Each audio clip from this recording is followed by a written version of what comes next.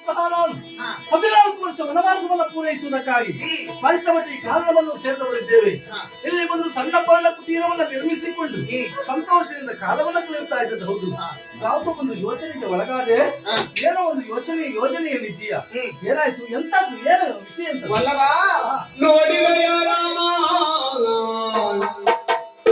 ನೋಡಿದೆಯ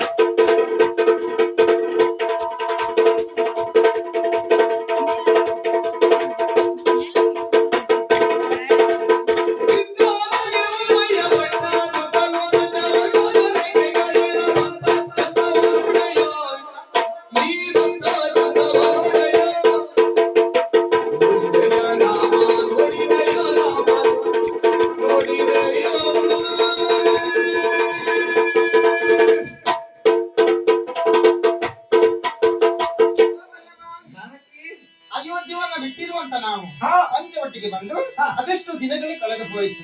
ನಮ್ಮದೇ ಆದ ಪರ್ಣಕುಟೀರವನ್ನ ರಚಿಸಿ ದಿನವನ್ನ ಕಳೆಯುತ್ತಾ ಬಂದವರು. ಕಾಡಿಗೆ ಬರುವಂತ ಸಂದರ್ಭದಲ್ಲಿ ಹೇಳಿದ್ದೀವಿ, ಜಾನಕಿ ಈ ಕಾಡಿನಲ್ಲಿ ನಾವು ಎಚ್ಚರವಾಗಿರಬೇಕು.